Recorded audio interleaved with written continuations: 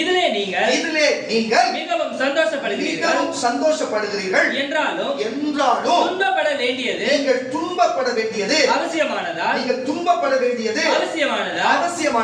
இப்பொழுது கொஞ்ச காலம் பலவிதமான சோதனைகளினாலே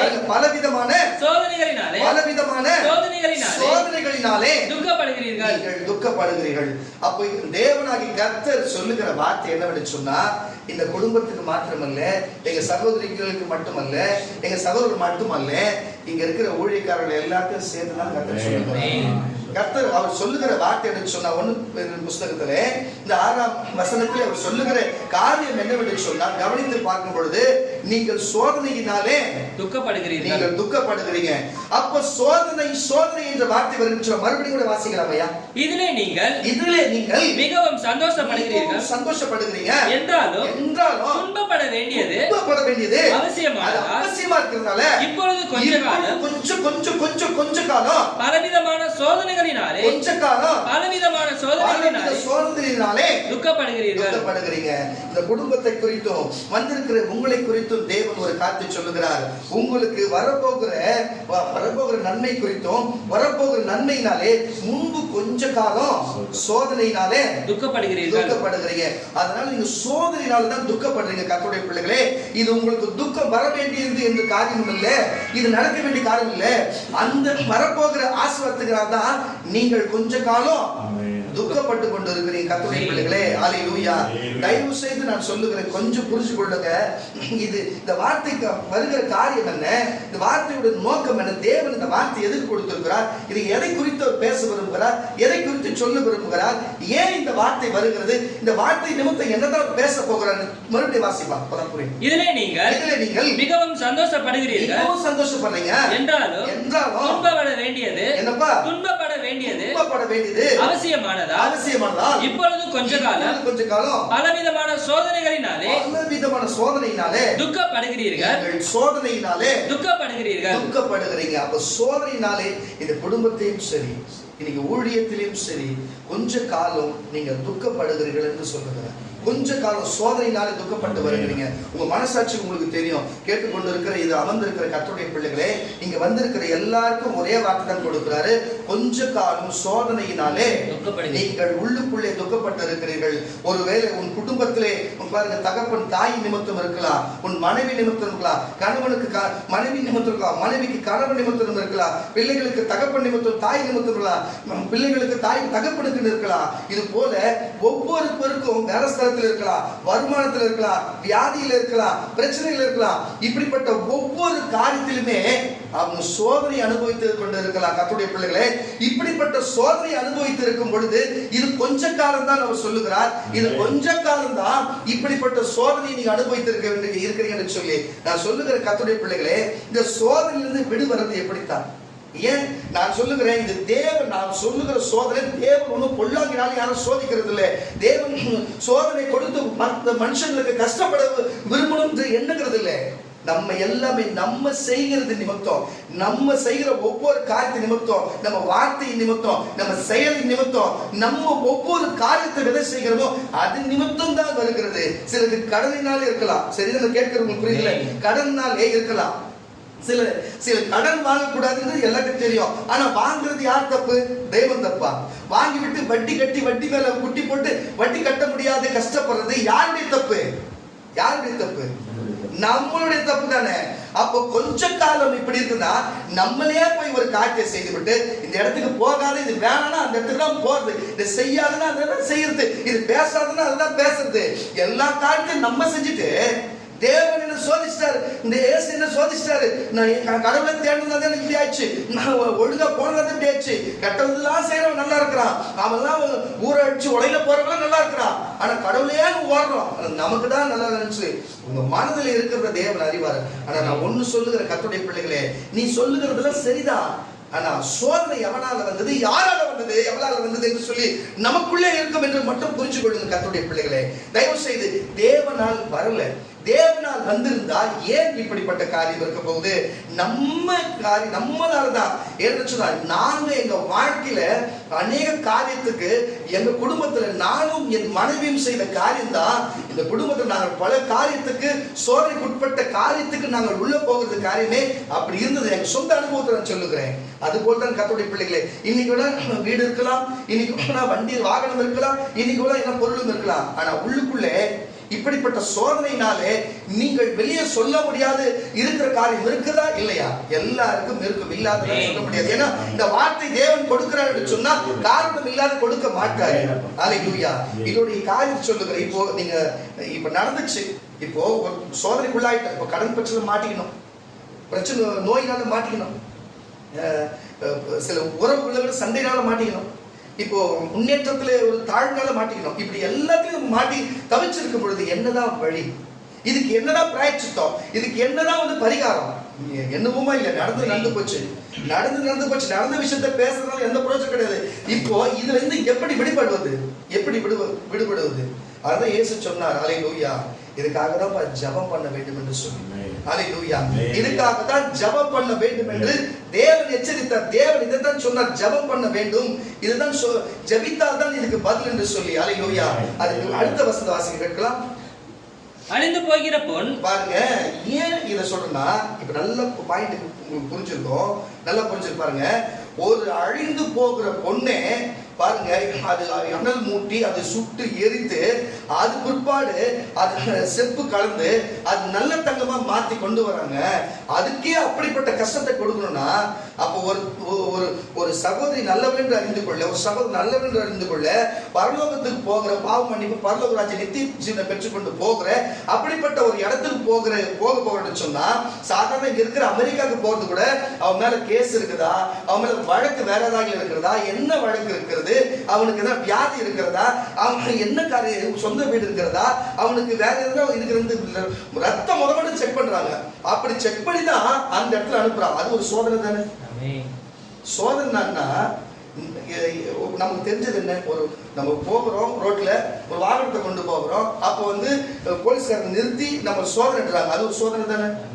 அப்ப வெளிநாட்டுக்கு நம்ம போகும்போது, விசா வாங்கி போகும்பொழுது, அப்ப நம்ம முழுவதும் வீட்டுல போலீஸார் நம்ம சோதிக்கிறாங்க, சோதனை தானே.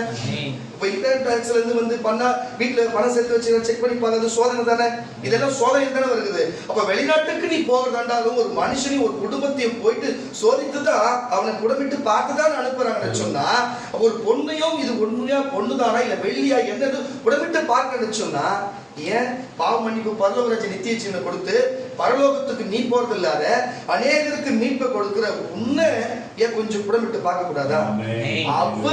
அவரு அனுபவிக்கிறது இல்லை. ஆனா நம்ம அவர் கொஞ்சமா காமிச்சா கூட, ஆனா நம்மளே சில காரியத்தை நமக்கு எல்லாமே தெரிந்து செஞ்சுட்டு அப்புறமேட்டு அவர் மேல நம்ம பழி போட்டா என்ன காரியம்? இது வாசிக்க கேட்கலாம்.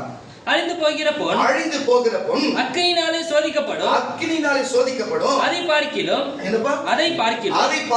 அதிக விலையேற பெற்றதா இருக்கிற உங்கள் விசுவாசம் சோதிக்கப்பட்டு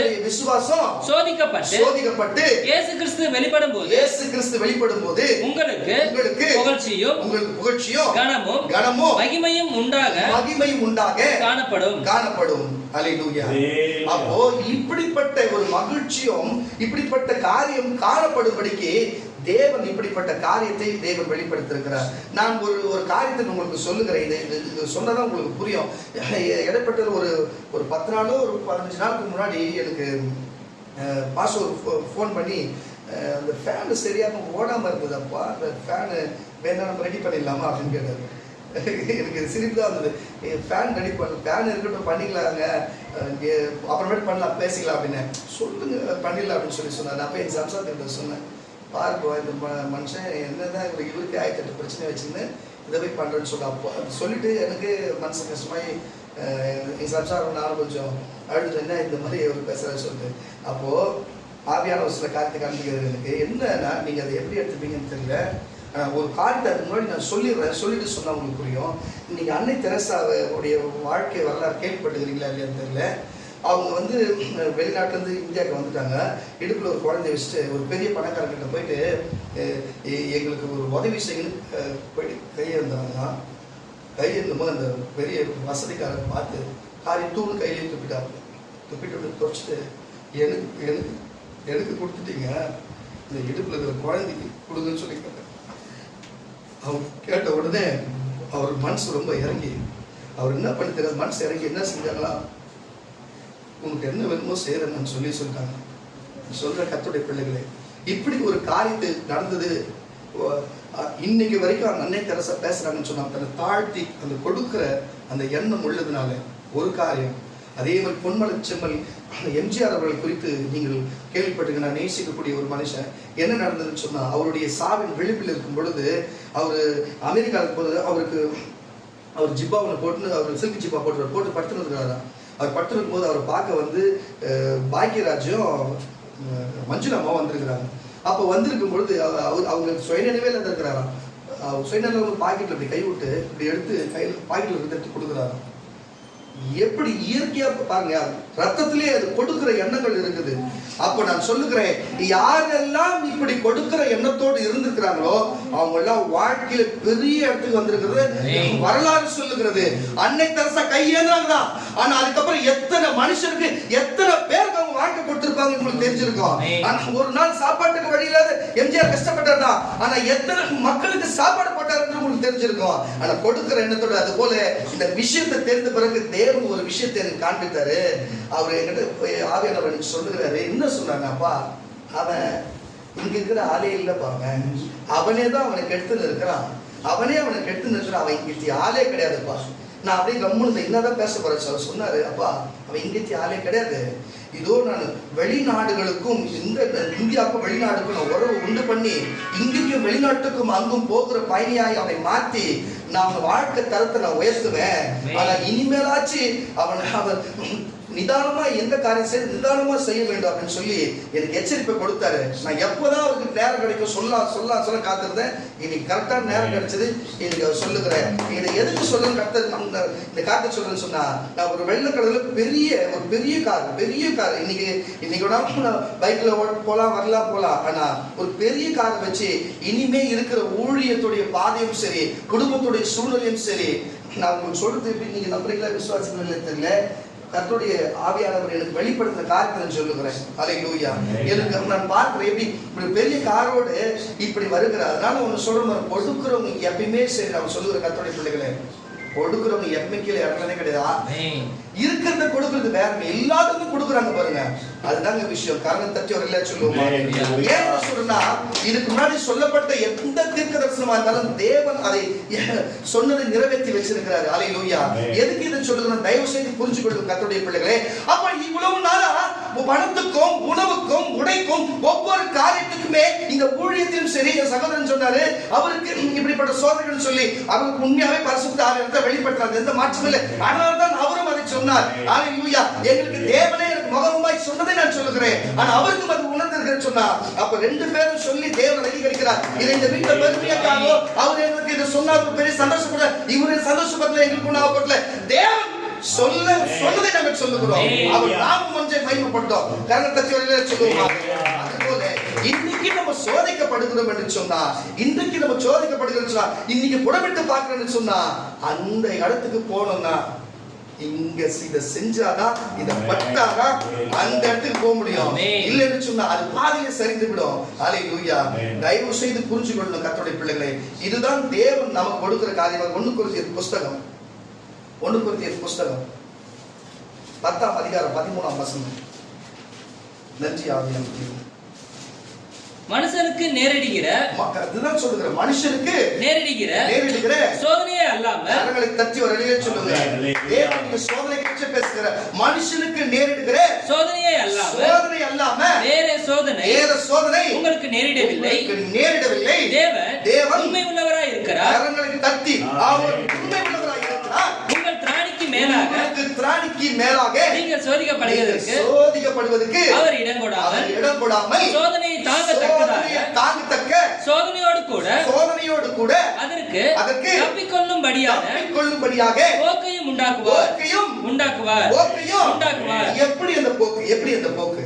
அந்த போக்கு தான் இன்னைக்கு ஜப குழுவா ஒன்று கூடி இருக்கிறோம் பாருங்க. இதுதான் சொல்லலாம். நம்ம விசுவாச ஜப ஐக்கியம் இருக்கும், அதுதான் அந்த போக்கு. அதுல என்ன விசுவாசம் இருக்கு, அதுல ஜபம் ஒண்ணு இருக்குது, ஐக்கியம் ஒண்ணு இருக்குது.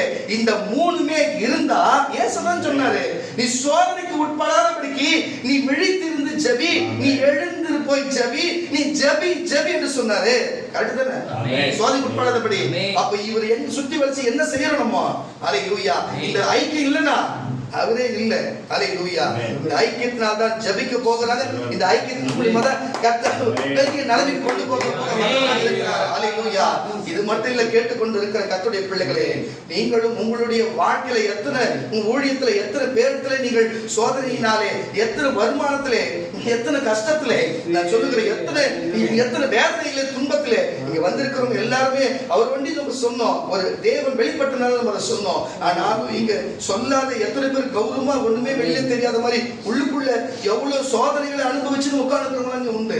வெளியில சொல்ல முடியாத சொன்ன என்ன நினைச்சு பாருங்க, உள்ளுக்குள்ளவே தேவனிடத்திலவே பேசிக்கொண்டு ஒரு நாள் எங்களுக்கு ஒரு மாற்றம் வந்துடாதா, ஒரு மாற்றம் வந்துடாதா, இன்னமும் நாங்க சோதனையில இருக்கிறோம் என்று சொல்லி இப்ப கர்த்தருடைய பரிசுத்தாவின் சொல்லுகிறார், மகனே நான் உன்னை விட்டுருவேனா மகனே, நான் உன்னை விட்டுருவேனா மகனே, மகனை உன்னை உயர்த்தாது எங்க மகனை போறேன், உன்னை உயர்த்தாது எங்க போகிறேன், இதோ உன்னுடைய சோதனை கடந்து போயிட்ட, இன்னிலிருந்து நீ சோதனை கடந்தா என்று கர்த்தருடைய பரிசுத்தாவி இப்ப சொல்லிட்டே இருக்கிறார்.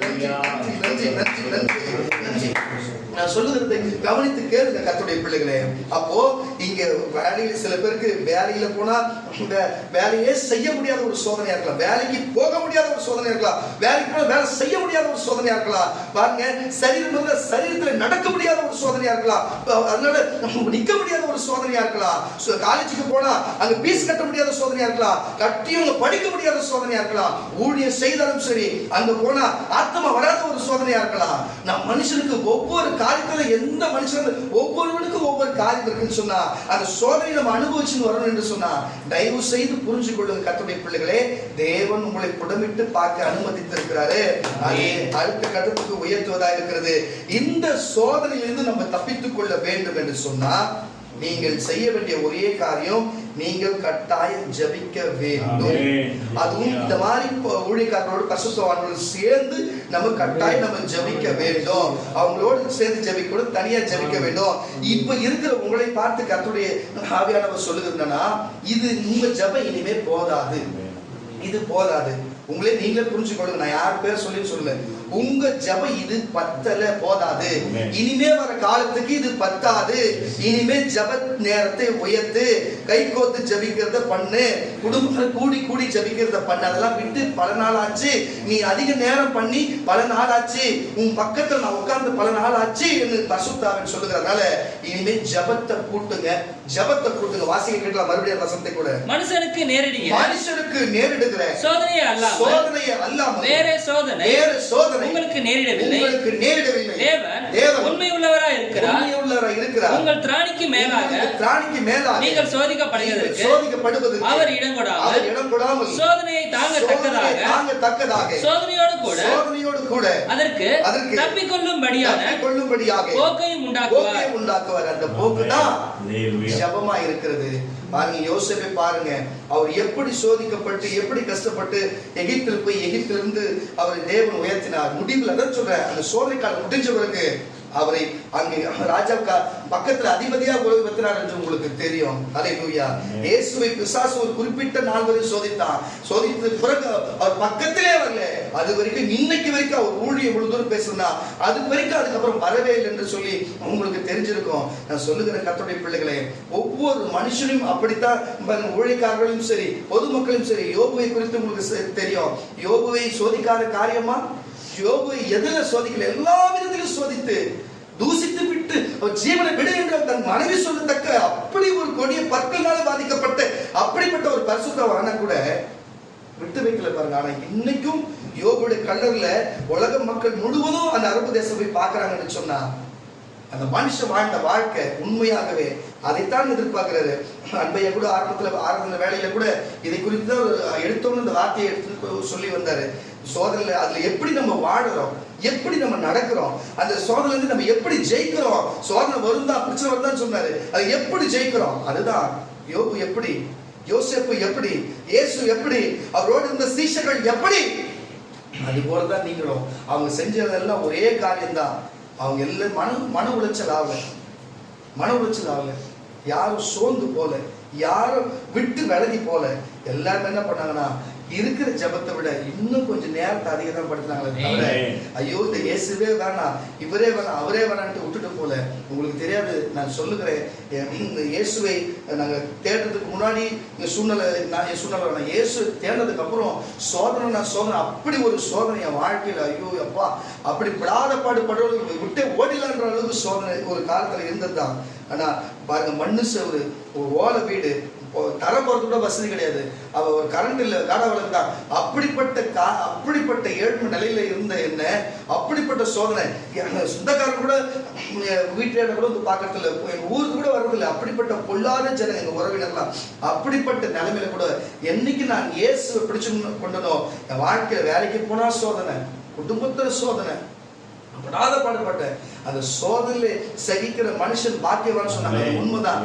என்னைக்கு எது வந்தாலும் சரி, வாழ்ந்தா அவருக்காக வாழ்ந்த, செத்தா அவருக்காக சாவரன்னு என் வயசுல நின்னதுதான். ஆனா இன்னைக்கு கர்த்தர் எனக்கு கல்லு வீடு கொடுத்திருக்கிறாரு, சொந்தமா இடத்தை கொடுத்திருக்கிறாரு, சொந்தமா சபையை கொடுத்திருக்கிறாரு, வாகனத்தை கொடுத்திருக்கிறாரு. என் வாழ்க்கையை நான் திருப்தியா இந்த பூமியில வாழ்வதற்கும் சரி, பரலோகத்துல போனாலும் பலத்தோடு இருப்பதற்கும் சரி, எல்லாத்திலையும் எனக்கு பூர்ணமா கர்த்தர் கொடுத்திருக்கிறார். ஆத்மீய வார்த்தையிலும் கிருபையிலும் பிள்ளைகளிலும் எல்லாமே எனக்கு எதுலயும் குறை வைக்கல. ஆனா இதெல்லாம் பெற்றுக்கொள்வதற்கு முன்பு என்னோடு பழகிறவங்க தெரியும் நான் எவ்வளவு சோதனை அனுபவிச்சேன்னு சொல்லி. அல்லேலூயா.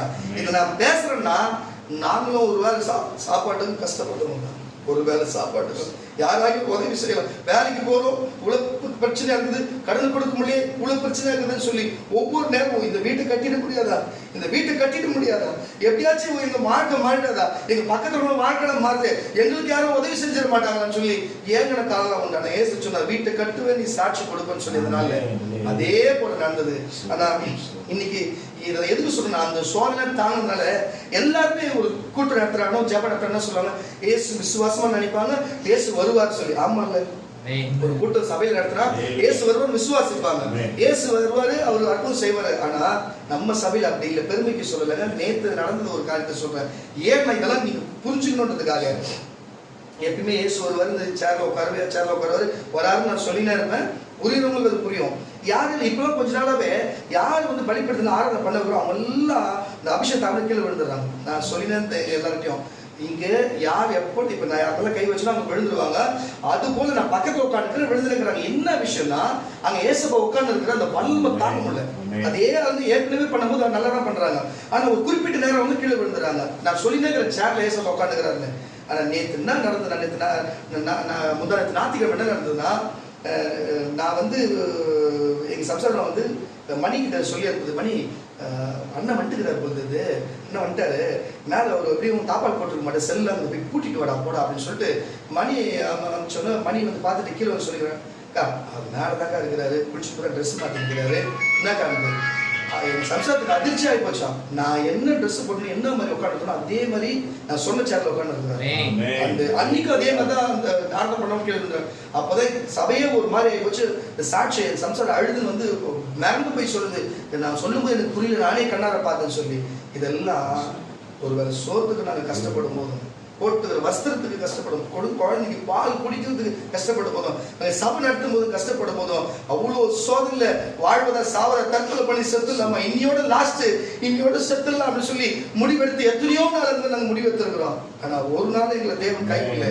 அந்த சோதனையை கடைசி நேரம் விளிம்பு வரை எங்களை சோதிச்சு விட்டுட்டு இன்னைக்கு எல்லாத்தையும் எங்களுக்கு திறந்த வாசல கொடுத்துட்டு இன்னைக்கு அவரே வராருன்னா, இந்த உலகத்துல என்னையா வேணும், எங்களுக்கு பணமாவது பொருளாவது அவரே எங்க கூட இருக்கிறதுக்கு அடையாளம். கரணம் தட்டி வரலையா சொல்லுவோம். இதெல்லாம் சொல்லுங்க, வாசிக்க கேட்கலாம். ஆனா இயேசுவே சொன்னாரு, இந்த பூமியிலே இயேசுவே ஒரு காரியத்தை செய்யணும்னா கூட, அவருக்கு ஒரு சோதனை வரணும்னா கூட, சீஷருக்கு ஒரு சோதனை வரணும்னா கூட, நமக்கு சோதனை தப்பிக்கணும்னா இந்த ஜபலம் பத்தாது. ஏன்னா நீங்க இந்த குடும்பத்துல இருக்கிற செய்யற ஊழியம் எப்பேற்பட்டவங்கன்னா, நடுமுது எலும்புன்னுவாங்க. நடுமுது எலும்பு முடிஞ்சுச்சுன்னா ஒரு மனுஷன் படுத்த படிக்காத ஆமாண்ணா ஒரு அலையில சொல்லுங்களேன். அப்போ ஒரு டீச்சரா இருக்கிற, இந்த மாதிரி டீச்சரா இருக்கிற சொல்லி கொடுக்கிறவங்களோட ஊழியம் எப்படிப்பட்டதுன்னா நடுமுது எலும்பு போல. அப்போ நட்டு ஊதி எழுப்பு பிசாசு எப்ப உடைக்க வரதான் செய்வான். கவனமா இருக்கிற டீச்சிங் ஊழியம் சும்மா கிடையாது. அல்லேலூயா. இந்த ஜபலம் போராது. ஏன்னா அநேக டீச்சரையும் அநேக ஊழியக்காரரையும் அநேக சுவிசேஷம் அநேக அப்போஸ்தலர் அநேக தீர்க்கதரிசி உருவாக்க இடப்பாது. அதனாலதான் இப்ப சொல்றேன், இது போதாது. இயேசுவே சொன்னாரு, நீங்கள் கொஞ்ச நேரம் விழித்திருந்து ஜெபிக்க கூடாது. வாசிக்க லூக்கா சுவிசேஷ புஸ்தகம் 22ஆம் அதிகாரம் 48ஆம் வசனம். லூக்கா சுவிசேஷ புஸ்தகம் 22ஆம் அதிகாரம் 48ஆம் வசனம் கூட வாசிக்க கேட்கலாம். இயேசு அவனை நோக்கி யூதாசே கரெக்டா வாசிக்க வாசிக்கிற 22:40 22:46 பாரு. 34 மனுஷகுமாரை காட்டி கொடுக்கிறார். மறுபடியும் வாசி. லூக்கா 22 தானே? 46. நீங்கள் நித்திரை பண்ணுகிறது என்ன? நீங்கள் நித்திரை பண்ணுகிறது என்ன?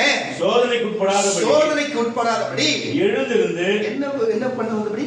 சோதனைக்கு உட்படாதபடி தலைப்பதன பேசுங்க.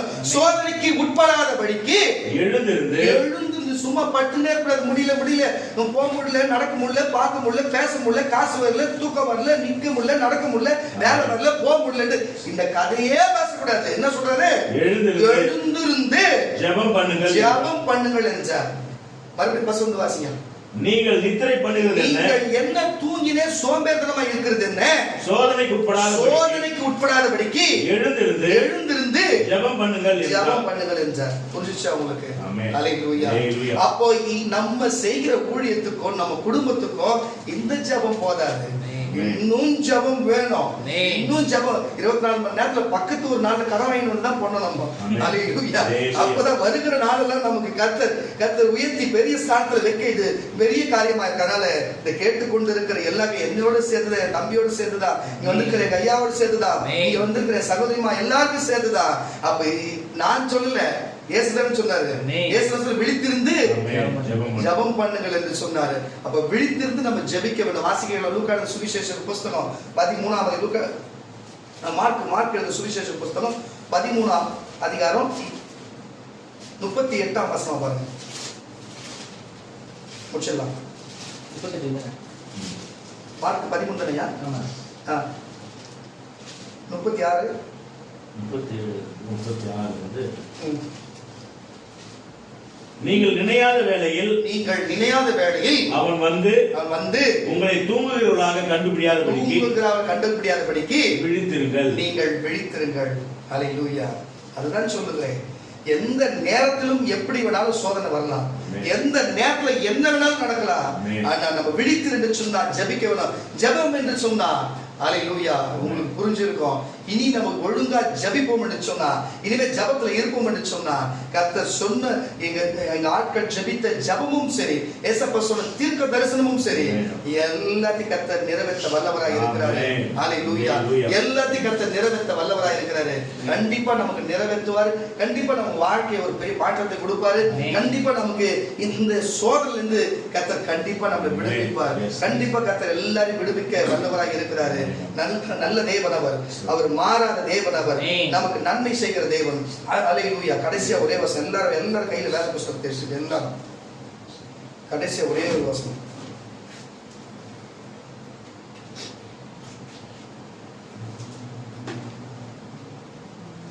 யாக்கோபு 1:12 எடுத்துங்க.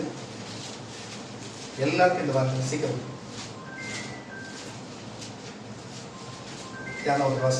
சோதனையை சகிக்கிற மனுஷன் பாக்கியவான். கரங்களை தட்டி ஒரு அல்லேலூயா. நன்றி. சோதனை சகிக்கிற மனுஷன் பாக்கியவான். அவன் உத்தமன் என்று விளங்கின பின்பு, அதான் சொல்றேன், உத்தமன் என்று விளங்கின பின்பு கர்த்தர் தம்மிடத்தில் அன்பு கூறுகிறவர்களுக்கு வாக்குத்தத்தம் பண்ணின ஜீவ கிரீடத்தை பெறுவார். இதுக்கு தாங்க நம்ம போராடுறோம். நம்ம பாவ மன்னிப்பு, பரலோக நித்திய ஜீவனை பெற்றுக்கொள்வது மட்டுமல்லாம ஊழியக்காரர்களா இருக்கிற நம்ம எல்லாருமே இந்த ஜீவ கிரீடத்தை பெறும்படிக்கு தான் போகிறோம். மறுபடியும் வசனத்தை, சோதனைகளை இதுவரைக்கும் சகிச்சல்ல, சோதனை சகிக்கிற மனுஷன் பாக்கியவான். அவன் உத்தமன் என்று விளங்கின பின்பு கர்த்தர் அன்பு கூறுகிறவர்களுக்கு வாக்குத்தத்தம் பண்ணின ஜீவ கிரீடத்தை பெறுவான். சோதிக்கப்படுகிற சோதிக்கப்படுகிற எவனும் நான் தேவனால் சோதிக்கப்படுகிறேன் என்று தேவனால் சோதிக்கப்படுகிறான் என்று சொல்லாதிருப்பானாக. தேவன் பொல்லாங்கினால் சோதிக்கப்படுகிறவர்கள் அல்ல, ஒருவனையும் அவர் சோதிக்கிறவரும் அல்ல. அவனவன் தன் சுய இச்சையினாலே அவங்க ஆசையினால் அவங்க தேவைக்காக இழுக்கப்பட்டு சிக்குண்டு சோதிக்கப்படுகிறான். ஹல்லேலூயா. அப்போ பார்த்துங்க கர்த்தருடைய பிள்ளைகளை, இப்ப சொன்னபடியே நாம தேவன் இப்படி செஞ்சுட்டாரு, தேவன் இப்படி செஞ்சு கர்த்தர் சோதிச்சுட்டாரு. அதுதான் நானா சொன்ன வேத வசனம் தான் சொல்லுகிறது. நம்மளே நமக்கு இச்சையினால ஆசையினால இதை பண்ணி அதை பண்ணலாம் அதை பண்ணி இதை பண்ணலாம்ட்டு ₹10 இருக்கிற கடன் ₹100 நம்ம வச்சுக்கினா தேவன் என்ன பண்ணுவாரு? சின்ன பிரச்சனை ஊதி ஊதி பேசி அதை பெருசாக்கிட்டு ஒரு வேலை கிடைக்கிறதுல போய் அப்படி பேசி வேலை ஸ்தலத்துல போய் இப்படி பேசினா வேலையில இருந்து நம்மள வேணாம்னு தான் சொல்லுவாங்க. ஒரு வேலை கொடுக்கறதுல வேணாம் சொல்லுவாங்க, காசு கொடுக்கறதுல வேணாம் சொல்லுவாங்க. ஒரு ஊழியத்துல போனோமா ஜம்முன்னு வந்தவில்லை தேவையில்லாத பேசுறாங்க. ஊழியத்துக்கு கூட போறதில்ல, எங்க போனாலும் நம்ம வாய் வச்சுன்னு நம்ம கையை வச்சுன்னு சும்மா இல்லாம இருந்தா எல்லாமே நம்ம தேடிதான் வர்றதுனால எல்லாமே நம்ம கையில் தேவனா எதுவும் அனுமதிக்கிறது இல்லை. தேவன் வச்சிருக்கிற நம்ம தான் மீறி செய்கிறோம். இனிமேலாச்சு ஒழுங்கா காலையில அதிகாலை எழுந்து ஜபித்து சோதனைக்கு தப்பிக்கும்படி அனுதினம் அதிகாலையில் எழுந்து நம்ம ஜபிக்கும் பொழுது கர்த்தர் மாற்ற வல்லவராக இருக்க. மார்க்கு சுவிசேஷ புஸ்தகம் 14ஆம் அதிகாரம் 38ஆம் வசனம் பாருங்க. மார்க்கு 14:38. சீக்கிரம் அவ்வளவுதான். நீங்கள் சோதனைக்கு உட்படாதபடிக்கு விழித்திருந்து ஜெபம் பண்ணுங்கள். ஆவி உற்சாகம் உள்ளதுதான். அப்ப எல்லாருடைய மனசிலுமே ஒரு இப்ப நம்ம கூட்டம் படி ஜெபிக்கும் பொழுது கூடி இருக்கும் பொழுது திடீர்னு ஆவி பிரசன்னம் வரும், திடீர்னு அந்நிய பாஷை வரும், திடீர்னு உற்சாகம் வரும், திடீர்னு தீர்க்கதரிசனம் வரும், எல்லாமே வரும். ஹல்லேலூயா. எல்லாமே வரும். ஆனா தனியா இருந்து வருதா? ஒரு பிரச்சனை வருதா? ஒரு சண்டைக்கு வரணும் வருதா? ஒரு காசுக்கு இல்ல, கொடுக்க வேண்டிய இடத்துல காசு இல்ல, அந்த இல்லாத நேரத்துல நமக்கு வருதா? அப்படி வராது. மாம்சம் பலவீனம் உள்ளதுதான். அது கொஞ்சம் வலியா இருந்தா கூட சரி, ரொம்ப வலியை போல நமக்கு காண்பு பலவீனம் உள்ளதா. ஆனா ஆவியோ உற்சாகம் உள்ளது. அந்த ஆவி கூட சேர்ந்து பரிசுத்தாக இருந்ததுன்னா அதை விட அதிகமான உற்சாகம் உள்ளது. மறுபடியும் வாசிக்க கேட்கலாம். நீங்கள் சோதனைக்கு உட்படாதபடிக்கு விழித்திருந்து ஜெபம் பண்ணுங்கள். ஆவி உற்சாகம் உள்ளதுதான். மாம்சமோ பலவீனம் உள்ளது என்றார். அவர் மறுபடியும் போய் அந்த வார்த்தைகளை சொல்லி பாருங்க, ஒரு தடவை 2 தடவை இல்ல, ஒரு தடவை 2 தடவை 3 தடவை போய் சொல்றாரு, எழுந்துங்கப்பா, பெரிய பிரச்சனை இருக்குதுப்பா, சிலுவையில் அறிய போறாங்க, இப்படிப்பட்ட காரியம் நடக்க போகுதுப்பா, தயவு செய்து ஜெபம் பண்ணுங்க. ஜெபம் பண்ணுங்க. ஜெபம் சீசரோட சொல்றாங்க. எல்லாரும் உங்களோட தேவை தூக்கம் தான். அவங்களுக்கு எனக்கு உடம்பு முடியல, எனக்கு வேலை இருக்குது, எனக்கு அங்க போனோம் இங்க போனோம் சொல்லி இப்படி சாக்குதான் சொன்னாங்க தவிர நம்மள போல ஆனா ஒருத்தரும் சொன்னதை கேட்கல. இன்னைக்கும் பரிசுத்த ஆவியானவர் இயேசுடைய வார்த்தை கொடுக்குறாரு. இனிமேலாச்சும் இதே மாதிரி சரி நாளை கழிச்சு பார்த்துக்கலாம், இன்னைக்கு நைட்டு தூங்கிடலாம், காலையில் ஏதுலான்னு தூங்கிட்டு சரி நாளைக்கு காலை ஜாப் பண்ணிடலாம். இன்னைக்கு ஒருத்தர் வரல, 3 பேர் தான் இருக்கிறோம், நாளைக்கு படிக்கலாமா? சரி வேணா விடு, அப்படியே முட்டி போடல, உட்காந்தே படிக்கலாமா? சரி விடு அப்பா, படுத்தே பண்ணிக்கலாம். மனசார் தொட்டு சொல்லுங்க உங்களுக்கு வரலன்னு. இதுதான் ஒரு சொல்றாரு. வாசிக்க கேட்கல தொடர்ந்து. அவர் மறுபடியும் போய் அந்த வார்த்தைகளை சொல்லி ஜெபம் பண்ணினார். அவர் திரும்ப வந்தபோது அவர்கள் மறுபடியும் நித்திரை பண்ணினதை கண்டார். அவருடைய கண்கள் மிகுந்த நித்திரை மயக்கம் அடைந்திருந்தபடியால், தூங்கினது முகமா இருந்தபடியால் நாங்கள் மறுமொழியாக அவருக்கு சொல்வது இன்னதென்று என்னதான் சொல்றது என்னன்னு தெரியல, அறியாதிருந்தார்கள். அவருக்கு தெரியாது இருந்தாங்களா? புரிஞ்சுக்கொள்ளும் கர்த்தருடைய பிள்ளைகளே. இன்னைக்கு அப்போஸ்தலர்கள் அவங்களாம் ஒரு அப்போஸ்தலர் அப்படி இருந்தாங்க. நம்ம எல்லாம் ஊழியக்காரங்க. புரிஞ்சுக்கணும். இனிமேலாச்சு சோதனைக்கு உட்படாதபடிக்கு ஜபம் ரொம்ப குறைவா இருக்கிறதுனால இனிமேல் நம்ம குடும்ப ஜபமோ தனி ஜபமோ இந்த மாதிரி ஐக்கியத்துல ஒரு ஐக்கியத்தோட விடாத ஒவ்வொரு நம்ம ஐக்கியத்துல 10 மணிக்கு உபவாசப்பட்டு அப்படின்னு சொல்லி நிறைய நடத்துறோம். முடிஞ்ச வரைக்கும் எல்லாரும் கலந்துங்கன்னா ரொம்ப சந்தோஷமா இருக்கும். என்ன கர்த்தர் இந்த கூட்டத்துல அன்னைக்கு நிறைய பல சோதனை இருந்தாலும் சரி, எத்தனையோ மனுஷனை பார்த்து வருத்தப்பட என்னைக்கு இந்த கூட்டத்துல எங்களை ஒரு ஐக்கியத்துல சேர்த்தாரோ அன்னிலிருந்து கர்த்தர் சோதனை எல்லாம் எங்களுக்கு விளக்கி கர்த்தருக்கு நல்ல வாழ்க்கை எங்களுக்கு படிப்படியா உயர்த்தி வருகிறார். நன்றி அந்த தெய்வத்துக்கு நன்றி சொல்றேன். ஏன்னு சொன்னா நாங்கள் சோதனையிலிருந்து நாங்கள் வெளி வந்ததுக்கு இதெல்லாம் ஒரு சாட்சி. நாங்கள் ஒரே இடத்துல யார்தான் உதவி செய்வா என்னடா நாங்க அமர்ந்து போன நேரத்தை கூட நாங்கள் ஜெபித்திருந்த வேளையிலே தேவன் சொன்னார், நான் வாசலை திறக்கிறேன், இனிமே உங்களை பயன்படுத்துவாங்கன்னு சொல்லி. அதே நேரத்தில் நம்ம ஐக்கியம் வந்தது, அந்த ஐக்கியத்துல பயன்படுத்தினாங்க. கர்த்தர் எங்களை ஒத்தாசை பண்ணினார். இதோ இந்த ஜனங்கள் மூலமா, இந்த ஊழியக்காரர்கள் மூலமா கர்த்தர்களை பயன்படுத்துவதாக. அல்லேலூயா. நாங்கள் ஜெபித்தோம், கர்த்தர் எங்களுக்கு இப்படிப்பட்ட காரியத்தை காண்பித்தார். இதுவும் ஜெப ஐக்கியம் என்பதனால எங்களுக்கு எங்க போனாலும் வந்தாலும் எதுலையுமே தோல்வியே கிடையாது. ஏன்னா நான் ஜெபிக்கிற சில நேரத்தில் விட்டா கூட என் ஜனங்க எனக்காக ஜெபிக்கும். என் கூட்டம் எங்க கூட்டு ஐக்கியத்துல கூட எங்களுக்கு ஜெபிப்பாங்க. அதனால எங்க ஜெபம் தாங்குது. அதுக்குன்னு அப்படியே இருக்க கூடாது. இனிமே ஜெபம் போதாது, அதிகமா வேணும்னு சொல்ல வரேன். இப்ப நானு எங்க குடும்பம் எங்க சபை ஜெபிச்சோம். இப்ப என்னாச்சு, எங்க ஐக்கியமும் 10 சபை பாஸ்டுறாங்க. அப்படியே 10 சபை ஒன்னா சேர்ந்து எவ்வளவு பவர் கொடுத்தா உங்களுக்கு. அந்த மாதிரி இனிமே இருக்கணும், அதிக நேரம் படுத்தணும்னு சொல்றேன். அதனால தயவு செய்து வேற ஒண்ணும் கிடையாது. இதை செய்யும் பொழுது இதோ எங்க பிரதர்கள் ஜெபித்தது, ஆராதனையில் சொல்லப்பட்ட வார்த்தை, அண்ணன் தரிசனமா சொன்ன காரியம், கர்த்தர் அடியேன் மூலியமா சொன்ன தீர்க்க தரிசனம், இதெல்லாம் நிறைவேறணும்னா நீங்கள் இதுக்கு முன்னாடி இருக்கிற காரியத்திலிருந்து சோதனை விடுபடணும்னா ஜபத்தை தவிர வேற ஒண்ணும் இல்லை.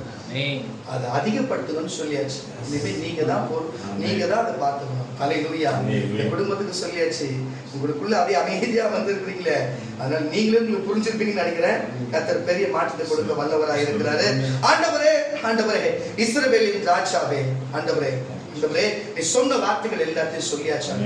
நீ சொன்ன வார்த்தைகள் எல்லாத்தையும் சொல்லியாச்சு ஆண்டவரே. அப்படியே முழங்கால் படிக்கிட்டு ஒரு குட்டி ஜெபம் பண்ண மட்டும் முடிச்சுக்கலாம். நன்றி ஆண்டவரே, சொன்ன வார்த்தைகளுக்கு நன்றி ஆண்டவரே. நன்றி.